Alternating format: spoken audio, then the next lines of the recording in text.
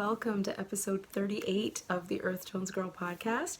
My name is Denise, and I am coming to you today from my home in Yonkers, New York, where I live with my husband and our two children. You can find me on the internet as EarthtonesGirl. I am most active on Instagram. I am also on Ravelry, and the podcast has a Ravelry group, which is the EarthtonesGirl podcast group. There's also an email address, which is earthtonesgirl@gmail.com. Hello! hello. It has been, oh my gosh, a while.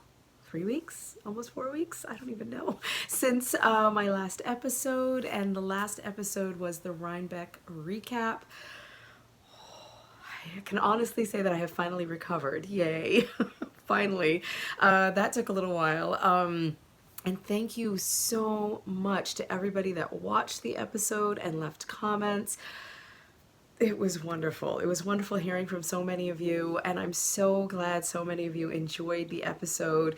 It's so funny how, and I know podcasters out there will be able to relate to this, when you are putting together an episode and you go back to edit it, you think, oh, I should have said this, or oh, I shouldn't have said it that way, or well, maybe I could take that out, and I just don't like the way any of this looks, and you're trying to cut and paste and add your little taglines and everything, and honestly I wasn't loving it, the production of it, the way I don't know, I wanted to do things a little different, and it's really funny how the episodes that you doubt the quality of the most tend to be your most successful ones. So thank you so much to everybody that watched. That really, you have no idea how much it means to me that you watch. And the podcast has now hit 6,000 subscribers on YouTube. Wow, mind blown. I'm not going to go on and on, but thank you so much for subscribing, for coming to join me in this little tiny corner of the web. I appreciate so much that you're here. I love that you're here, and you are so welcome here. So thank you very much for that. So yeah, Rhinebeck is now over. It's in the books, and it was all about connections. It was all about people, and that has wonderfully been continuing even after Rhinebeck. Just new subscribers to the channel here, and new followers on Instagram, and meeting so many new people. It's been so wonderful, and the EarthtonesGirl nook is growing and expanding, and I'm so excited about that. I'm excited about the new year. I'm excited about Vlogmas, which is coming up soon, and we'll talk about that in a little bit. There's lots of good stuff on the horizon, but before we get to the horizon, what have I been doing? Well, I did teach between Rhinebeck and now, I did teach a sock class, but you know what? I'm going to follow my notes, because if I don't, I'm going to go off on many, many tangents. One question that I did get in the comments on the recap episode was from, and I wrote it down, it was from the Inspired Stitcher, and her question was, what thoughts and tips do I have for introverts attending festivals and fairs and things like that? It's a really, really good question, and ties into some of the things I started to talk about in that last episode, how difficult these fairs can be for introverts. It can be very, very difficult, and I don't know if you all are not watching, then you really should be watching, but Joanna, who is stitching the high notes, she and I are currently reading a book, and I have it here. It's called Quiet, The Power of Introverts in a World That Can't Stop Talking, and it's by Susan Cain. And this book is, as you can see, I've got notes in the book, I've got markers in here, things are sticking out of it, my pencils in there for making notes in the margin, and this book is really life-changing. It's been so life-changing for me, and I'm going to go into this a lot more during Vlogmas, and I want my Vlogmas episodes to really be quiet moments of reflection and sharing and things like that. So I'm going to talk about this a lot more, but the gist of the book is, the premise of the book, the subject of the book is how introverts do deal with the world that can't stop talking, that really, really can't stop talking, that can't stop talking about itself, and showing you everything they're doing, and talking about everything that they're doing, and sharing everything that they're doing. And yes, we do that. Yes, I'm doing that here, and I do consider myself to be, I don't want to say an extreme introvert, but on a scale of 1 to 10, I'm probably about a 9.5. That extreme? Maybe it is. But I do consider myself to be a very intense introvert, and it is difficult. It's very, very difficult. I mean, that's what I started to say. I lost my train of thought. I do have this platform, and my sister is always commenting on, well, for somebody that's such an introvert, all you do is talk. But I'm talking in a control setting. I'm talking to my phone in my little sewing nook, which is in my bedroom, in my home, and I'm here completely by myself. Just me and the pup. So I don't think you can get much more control than that. I am not interacting with anyone. I'm just sharing my thoughts on various subjects, sharing my knitting, talking kind of to myself almost. And that feels safe. It feels very comfortable. It feels secure, and it feels very non-threatening. And it's also not tiring. It's not exhausting because there's no interaction. It's just, like I said, it's just me talking and sharing.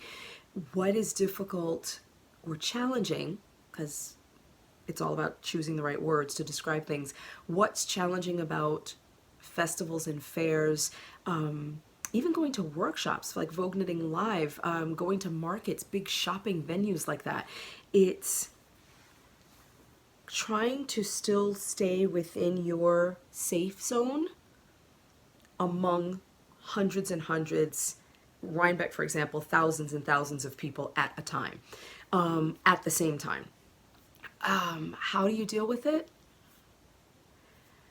It's a very individual thing.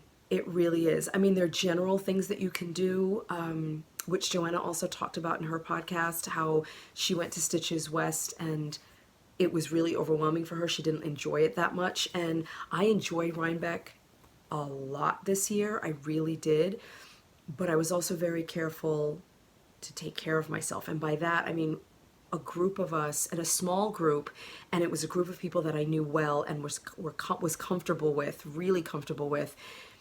We sort of walked away from the crowd. We found a tree. We all just plunked down, laid down in the grass, and almost like a little nest of kittens, we all kind of curled up around each other, sort of guarding ourselves a little bit, protecting ourselves a little, and we just kind of lay there and enjoyed the sun and ate apple cider donuts, and we talked a little bit, and then we didn't. We just sort of enjoyed the quiet, and it's really, really a treasure when you have people in your life that you don't always have to talk to. That's a big tip too. Go to these fairs. I mean, you're going to go to these fairs with your friends, with fellow makers, fellow knitters, crocheters, spinners, weavers, whatever. But many of us hopefully have chosen our friends and our circles of friends wisely. Go to these. If you are an introvert and you go to these fairs, you're going to be overwhelmed by the fair. So do yourself a favor and don't go to these fairs with someone that is excitable, that loves to talk, that wants to run and go at high speed and go from barn to barn and thing to thing with no breaks. That's not going to help you. Not at all. You want to go with people that can pick up on your vibe, that want to chill for a little bit, that want to maybe sit and eat, sit and knit, sit and people watch.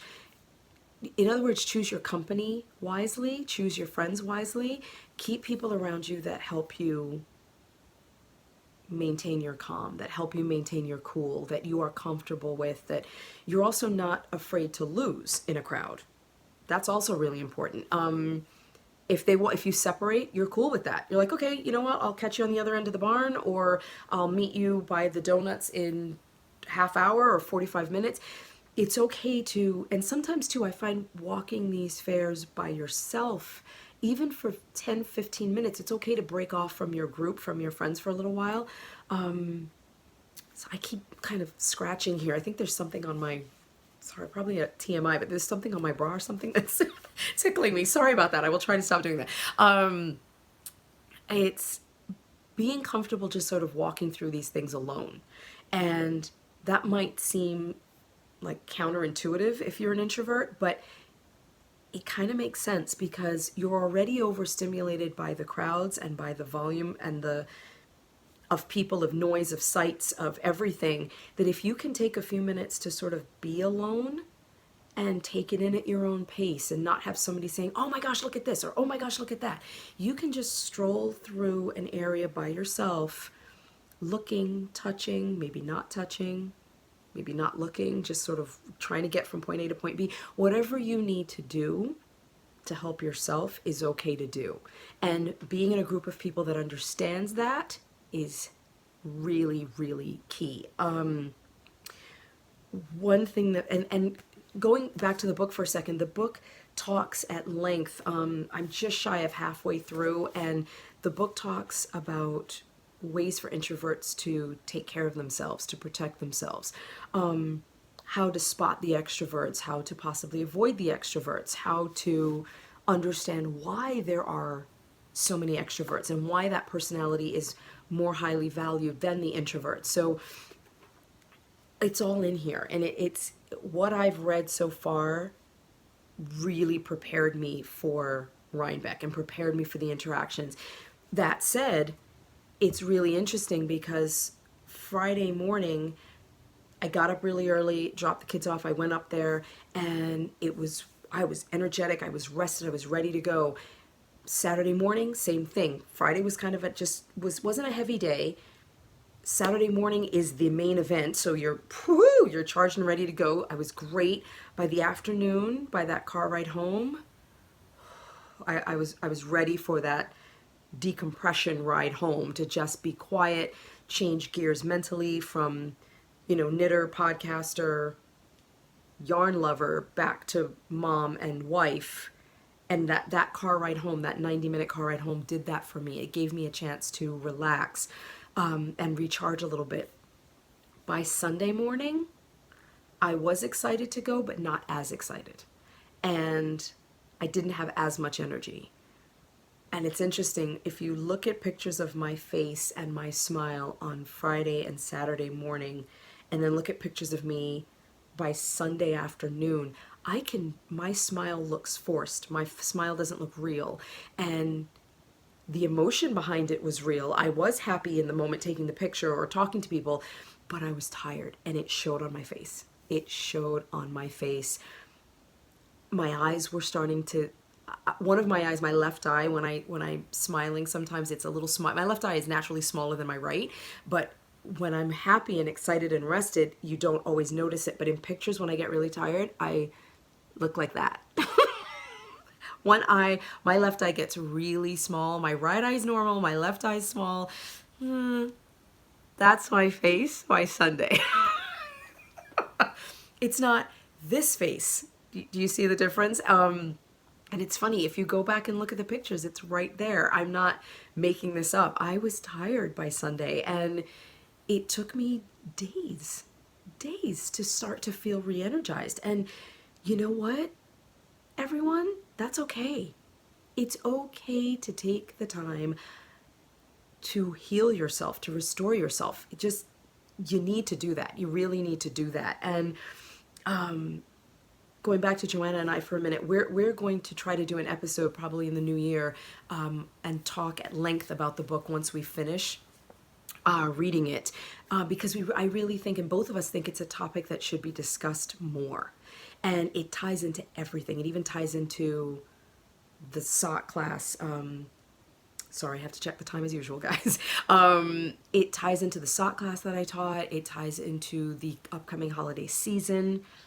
Ties into a lot, which is the perfect segue for me to talk about the upcoming holiday season and how overwhelming it can be.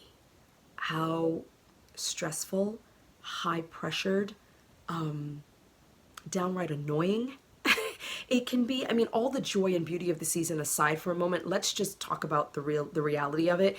It's shopping and parties and events at, if you have children, events at their schools. If you work, it's events at the office. It's volunteering or and contributing and being a part of. And it's,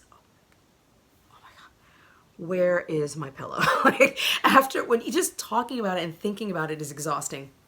And I'm here to tell you, it's okay to say one really simple word. No. Say it with me, guys. No.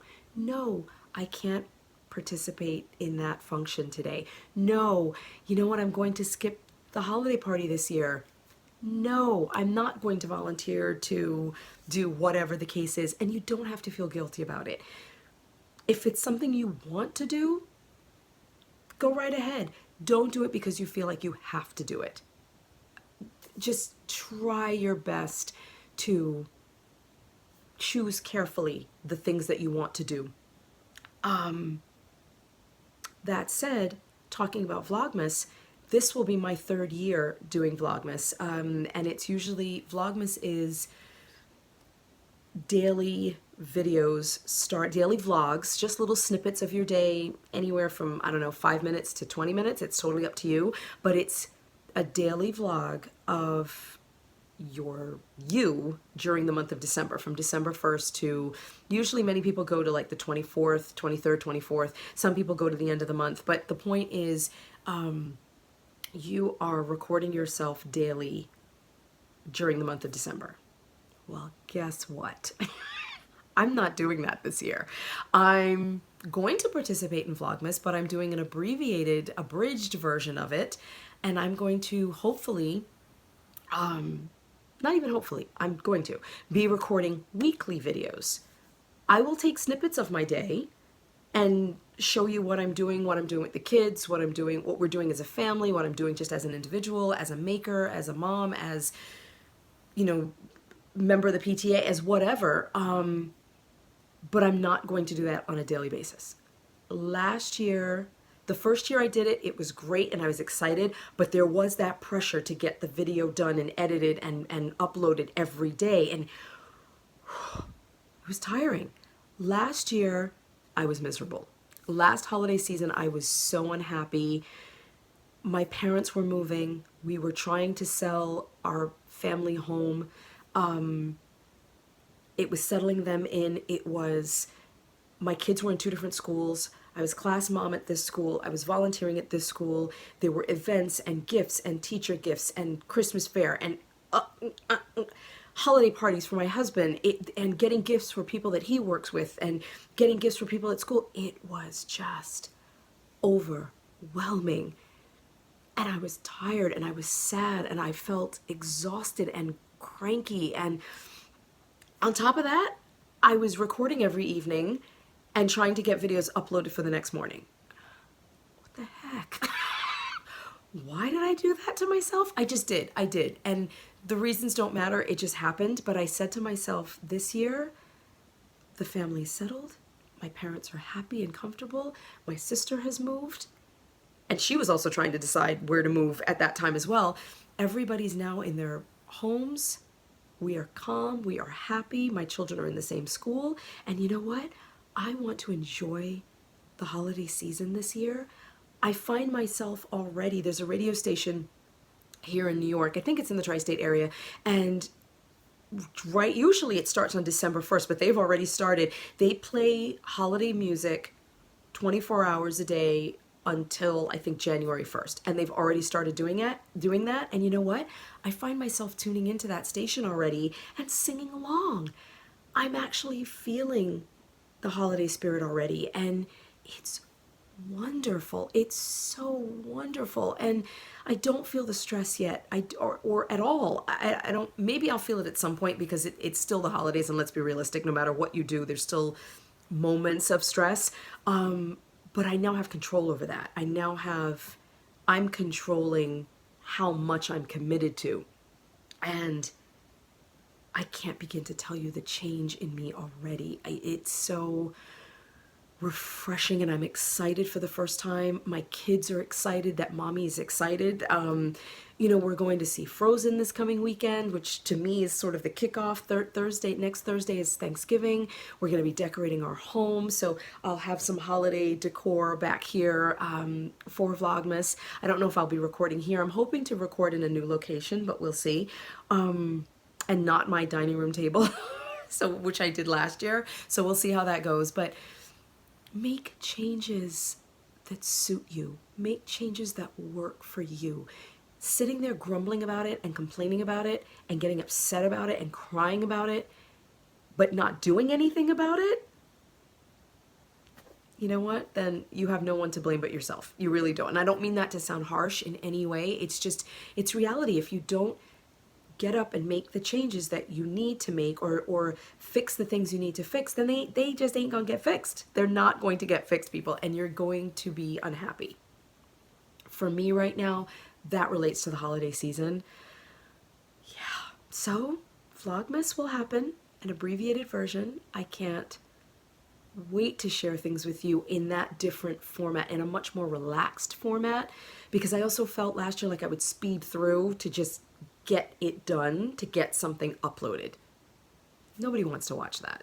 I don't want to watch that. And there's so many people doing Vlogmas. There's so many podcasters, knitters out there, makers doing Vlogmas every year that honestly, you can't watch them all. I mean, it's a full-time job. It would be 24 hours pretty much watching these daily videos from upwards of 100, 200, 300, 400 people, 500 people.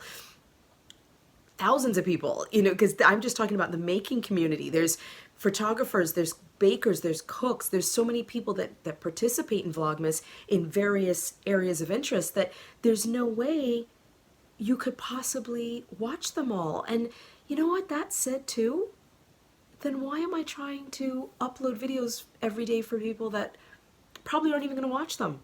I mean, the number of views I get per episode, that number is not going to translate to daily Vlogmas videos. It's just not, because there's just not enough time. So again, it's okay to minimize, you guys. It's okay to not do it at all. For any other podcasters out there watching, and if you're sort of on the fence about it, it's okay to not do Vlogmas at all, or just, you know, do something daily on Instagram. I plan on doing that as well. Just, again, what am I doing? Because, I mean, I'm on Instagram daily almost every day anyway, so that's not going to really change that much. But if that's all you can manage, that's okay. Don't beat yourself up. That's my point. Do not beat yourself up. It's okay to say no. Make the season what works for you. Whew! 22 minutes of me yammering on and on. Yes, okay. One more little bit of admin, you guys. The Falling Leaf Sock Cowl. I handed out the October prize. It was so much fun. The recipient of it, Christian?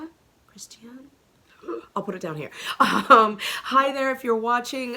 She sent me a message. She got the package. She was so happy.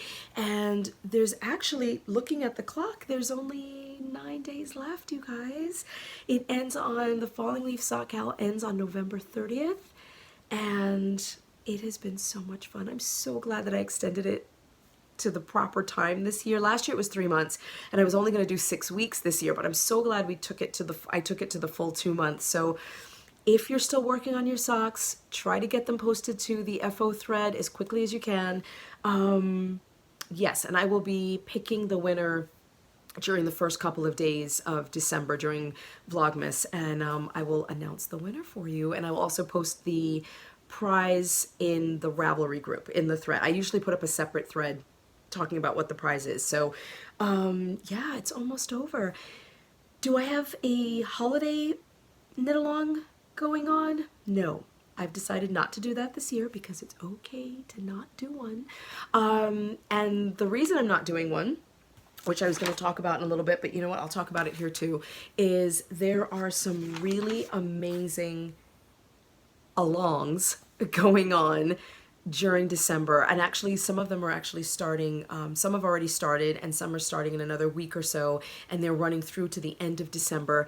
And I thought, you know what, they're holiday related, there's many of them are sock, actually all 3 of them are sock related.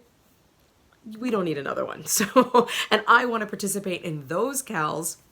So, you know, it's okay to not do one this year. I was going to do the mini sock garland KAL, but we needed lead time and there were so many other things going on that it just didn't happen. So yeah, it's not going to happen this year, and that's okay. It's okay. If you are knitting the mini sock garland, or if you've decided to knit one, I know there's a mitten garland KAL going on.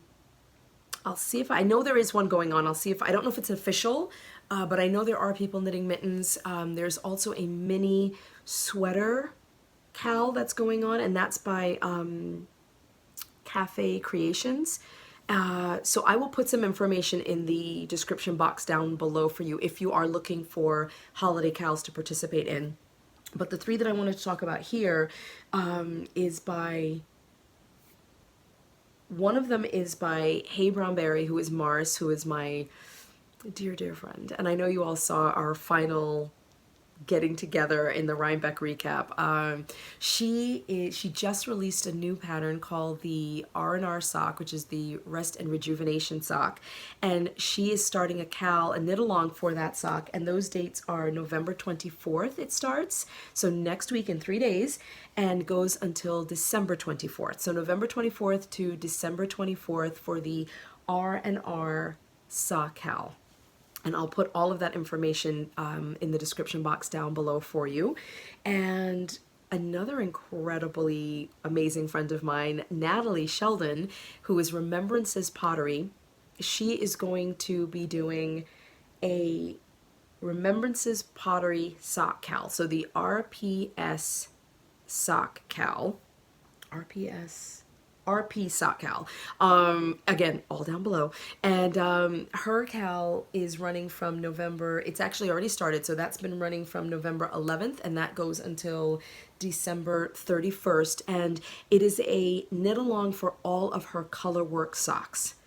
And in case you haven't seen yet, be still my sock loving heart, she just published a pattern yesterday for her new sock. It's their Advent socks. Mind blown again. Natalie is incredible. Her designs are so beautiful, and this sock really blew so many of us out of the water. She was dropping little hints and teasers. It's incredible. It's incredible. Oh, please go and take a look. I will try to insert a picture of that here for you to see. I am so in love with these. I really want to cast these on. I'm hoping, because of the slightly more, because of my conscientious decisions about participating in certain things and not participating, I'm really hoping to create some more knitting time for myself this season. And I really want to knit these. I have a lot of minis. I will also talk about my Advent calendars that have come in. I have a lot, but we'll talk about that later. I think I went a little crazy this year. But I do have a lot of minis aside from the Advent calendars, just tonal minis, solid colored minis, because the socks have a very, as you saw, a very Fair Alley look to them. Can't wait to get started. So I'm rummaging through my minis now so that I can cast on for those. So if you can, like I said, all the information will be in the description box down below for you, but go and take a look at those KALs. Join up if you can. If you've never knit a colorwork sock, now's the time to do it. I find doing things that are new to you or a little challenging as part of a knit along is really great, because you are cheered along and helped along by the participants as well as the host. So, oh gosh, excuse me. Oh, that was terrible. A little too much real life there. I apologize. Excuse me. It's really wonderful to tackle a project like this in a KAL setting. So go and check those out. Oh my gosh. Okay, that is enough admin. Almost 30 minutes. I should timestamp this so you know when to just fast forward. So let's talk about some FOs. I do have some FOs to show you. I did finish, what time is it? Oh, I still have time. Let's go. Let's keep going, guys. I did finish my Shortie Socks. And before I show these to you, well, you already caught a glimpse. I know many of you have been asking about my pattern for these. I am going to put up a free pattern on Ravelry.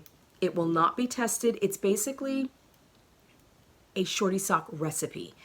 You can make the cuff a little bit longer, you can make the leg a little bit longer or shorter, the cuff longer or shorter. You can make adjustments and tweak it to suit yourself, obviously. If you need a couple more stitches, if you need less stitches, I'm just going to give you the basic formula and you can plug in your own numbers. I will give you numbers, of course, but you can tweak those to suit yourself. You can apply the recipe to double pointed needles, to 2 circular needles, to magic loop, to whatever technique you use.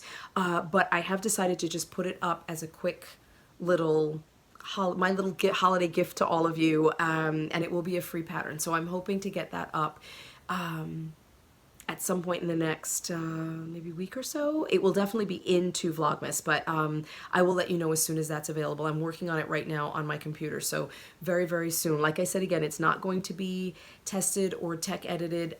It will be proofread, of course, but it's just to give you a basic recipe to go by. So stay tuned for that. But that said, here are my most recent shorty socks. Here they are. I love these so much. These are, if I were participating for prizes in my own KAL, this is what I would have submitted for October. And just again, super simple shorty sock, fish lips kiss heel, and the yarn, the main color here, this is by, the yarn is by, oh my goodness, Legacy Fiber Arts, blanked for a minute there, by Legacy Fiber Arts, and the main color is candy corn, and the contrasting color, cuff, heel, and toe is pumpkin pie, also by Legacy Fiber Arts.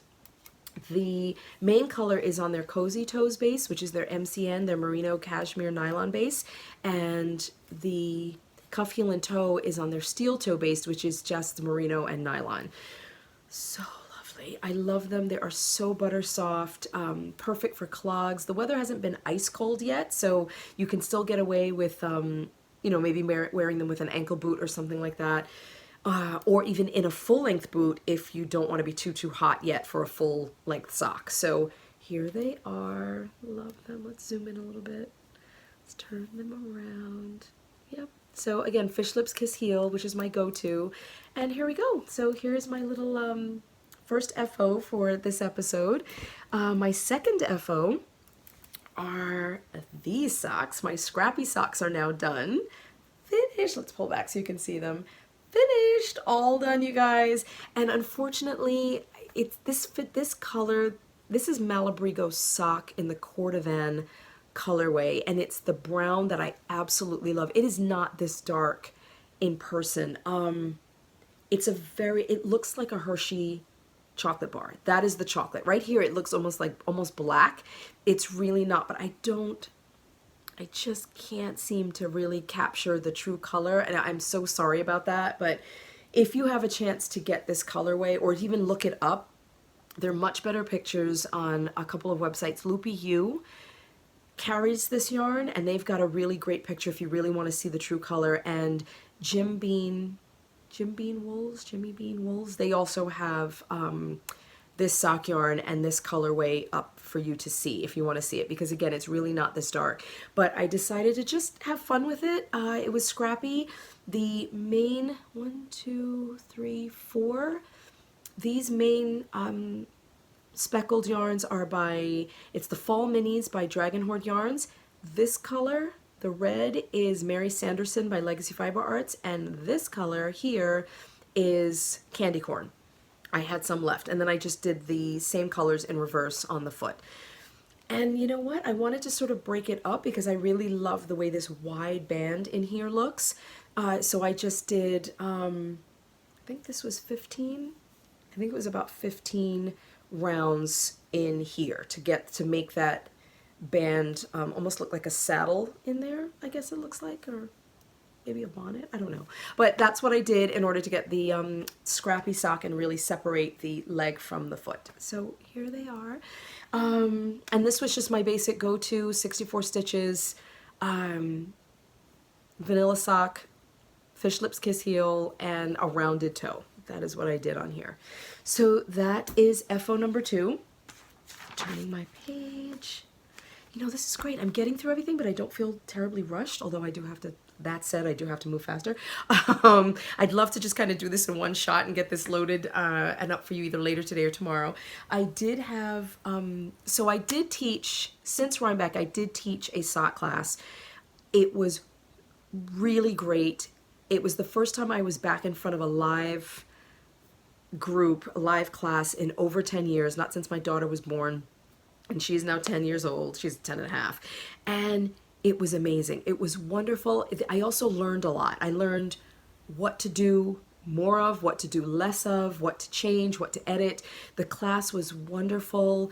There were a couple of challenging moments in the class, and I want to talk about that some more during Vlogmas and how it ties into this book, how taking classes ties into being an extrovert, being an introvert, and things like that. So being an extrovert, being an introvert. So I want to talk about the class a little bit more, but that said, after teaching the class, I feel like I did need to retreat once again, take some time to heal, take some downtime. To be honest, I didn't really want to knit a sock. Dare I say it out loud? But I'm being honest, I really didn't. I just needed a mini break from socks. So I needed a palette cleanser. Let's put it that way. What starts to happen, and Sue and Chelsea touched on this. They are Legacy Fiber Arts, my dear, dear friends. Hello, ladies, if you're watching.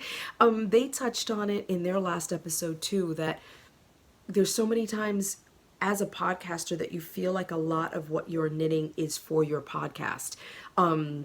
Or for your Instagram feed. And, it's great. And it sort of keeps you on your toes and keeps your projects fresh and keeps your projects moving. But there's times when it just feels a little pressured and you just kind of want to say, screw it. I just want to cast on something for myself. That really touched home with me, ladies, if you're watching. Sue, I think Sue mentioned it. And it's very easy to get caught up in doing, again, knitting things to please your audience. And teaching a class is all about teaching and pleasing your students and getting information to your students in a way that they can then take away and utilize on their own. And after the class, I really did feel a little drained, and I just needed a palette cleanser. I needed to put the sock needles down for a little bit, and I cast on a cowl, and did it ever do the trick? And I'm going to just put it right on for you. And here it is, you guys. This is the Lucy Cowl. Look at that. Oh, it is the perfect length. It's the perfect thickness. It's amazing. I love this. Oh, it smells so good. It smells like my sister. She tried it on. It smells just, or actually I was over at her house when I was taking the pictures of it, and she gave me a hand cream, and it smells like the hand cream. But this is the Lucy Cowl, and this is by Cowl, and this is by Heidi Hennessy. It is a free pattern available on Ravelry. Oh, and it is a stash buster. This is great. I'm going to take it off for a moment to show you how amazing this is. It is a seamless cowl. There are no seams, fully reversible. And the original pattern was done in stripes. It was actually paired with a mini set. So I think in the original pattern, it was a kit. So you had maybe like a 50 gram or 100 gram ball, and maybe, I don't remember all the details, but I'll link to the pattern down below. But the original cowl was stripy. And it called for a DK weight, and I went through my stash. I don't have a lot of DK worsted weight in my stash, which I've now changed lately. We'll talk about stash acquisitions later. But I did have a skein of DK. This yarn is by Chelsea Yarns, and it is, let me just find my notes. It's one skein of her Chelsea Luxe, Luxe, rustic DK. Tweed. Look at the tweed in this, guys. It's earthy, it's tweedy, it's so squishy. I love this so much. This project was so healing. On so many levels. It was, and the colorway is Cocoa, and I know she still has this in stock. on her website, and I'm not sure about the shop, but it's definitely on her website now. So if you are interested, I think the skein is 231 yards, and I literally used, you know what, I don't know where I put the remainders, but I had maybe a yard, 2 yards left, if that much. What I had left was maybe that long. I used every single bit of it, including weaving this together. And I'm going to link to the video that I used to weave this together. Not only was this a palette cleansing project, mindless, beautiful, blissful stockinette stitch, row after peaceful row, I also learned how to, I'd never done it before, I Kitchenered in the round and learned how to bury my stitches in the round, you guys. I dare anyone, to be honest. I am sort of patting myself on the back with this one. I dare anyone to try to find where the ends are, where I wove the ends in. The tutorial was brilliant, absolutely brilliant. I was giddy and excited. It reminded me of what I love about knitting, the technical side of knitting, the minutia of knitting that very few people really care about. That's something else I want to talk about too. Don't worry, I'm taking notes on all of this stuff to cover it during Vlogmas. The minutia of knitting, the fine details, the finishing details, that tutorial was so amazing. And it was by Knit Purl Hunter. I don't remember her name, but again, I'll link it down below. Oh, just amazing. I'm going to pop this baby right back on. And the original pattern, I did make a modification. The original pattern was 55 stitches. I believe, I don't remember the gauge, but it was 55 stitches. And I increased it to 65 because I think 55 would have taken it to about, I'm going to roll this in, would have been about there. And I wanted it to come up a little higher. So I added an extra 10 stitches all the way around, and it is perfect. It kind of drapes slightly, I'll turn around, kind of drapes a little bit in the back, so it sits perfectly under my jacket or my coat. It comes up, I can pull it up to here if I want to. Once I zip my coat up, it's just the perfect height. And I have another skein of this yarn, it's just a tonal in an off-white color called Sand Dune, that it's buried in the stash somewhere, or I'd show you. But I am going to cast on another one. I want about 10 of these. It is, and I also have a lot of sock yarn that I'm thinking, you know what, like minis. I have a Downton Abbey, 2 Downton Abbey mini sets, and I'm like, what am I gonna, I don't want to make these into socks. Cowls, you guys. I plan on measuring this to get the width, doing the math so I can make the adjustment and figure out how many stitches to cast on with the fingering weight, and then I'm just going to, I mean, could you imagine beautiful little mini stripes in this pattern? Oh my God, I can't wait to do that. So again, lots of mindless knitting, taking a pattern, making it do what you want it to do, palette cleanser. I feel restored, I feel recharged, I feel better. It's so good. It's so good. So, yeah, and I don't usually wear a lot of my knits on the podcast like this because it's just usually too warm in the room, but it's the perfect temperature for it today. So yes, that is, again, the Lucy Cowl, linked below. Go and check it out. Let's do, you know what, I just barely have time to do whips really quick. I'll do one whip. I'm going to save the other one, and I'm going to do one whip. So once I finish knitting this, the mojo was back. The knitting mojo was back in spades, and I immediately cast on this project. You guys, I love sock knitting. Let's just talk about it first. You know that. If you've been watching the podcast, sock knitting is so important to me. It means so much to me. We all know that. You know how passionate I am about it, extremely passionate about it. And I know many of you are also waiting on information on my online sock class, and I will talk about that during Vlogmas too. I haven't forgotten. I'm working on it. I think it will be worth the wait. I hope that it will be. I hope that you're all satisfied once it actually happens. But that said, after finishing this, I did miss my tiny little needles, and I missed my stripy yarn, and I cast on a new pair of socks, and oh, it's like coming home. It really is. I don't care if that sounds dramatic. It's like coming home to your family that's waiting for you with open arms, and they love you no matter what. And I cast on these, you guys. Look at these. Oh, and not only did I cast on a new pair of socks, I cast them on 2 at a time, my friends. It's funny. I have cast on and knit full pairs of socks 2 at a time. The last time I tried to do this, I got frustrated right at about this point and separated them to 2 needles and finished them 1 at a time. For some reason this time, I don't know why, I'm loving this. And I'm saying, I don't find it fiddly anymore. I don't find it tedious to keep track of the yarn. I mean, my yarn management, everything's in the bag. I have my balls separated in here, so it's not about the yarn management, but for some reason, I would start and then stop, but oh my gosh. I'm almost ready for the heels. I'm going to do one more repeat. It's a 6 stripe repeat, and I'm almost finished the second repeat right now, so I'm going to do one more and then cast on for the heel and keep going.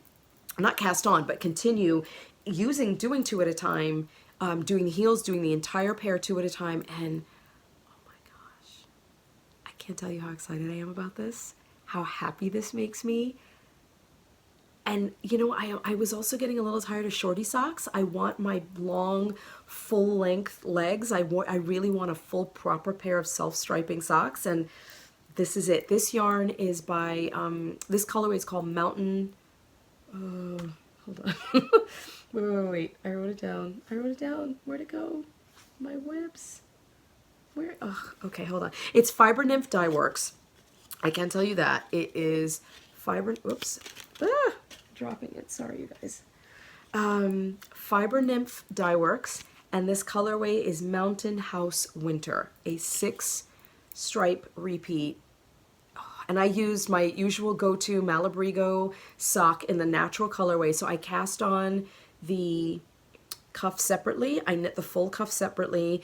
And because it's very tedious to do ribbing in the round 2 at a time like this. And I'll talk about that later, why later. But did the cuff separately, then put them together on the needle and started. I separated the ball, wound the balls, and here I am. Love them, love them. I am back. I do want to show you my other whip. It is a test knit, and as soon as I saw it, I thought, you know what? I've got to cast this on right now. I contacted the knitter, the designer, and said, hey, I am on her list of test knits, but she hadn't reached out to me because she knew I had a class going on and a couple of other things, and I said, nope, I'm free, I'm done. Can I test these for you? And she thought, yay! She was excited, I was excited, so I've already cast them on. I will share those with you in the next episode. Love them. It's a mitten, it's a fingerless mitts, perfect for the holiday. I think she wants to get the pattern out by December 1st as well. I don't know if she's doing a knit along, but yeah, so go and check that out. And again, I will link to all of that in the next episode when I show you.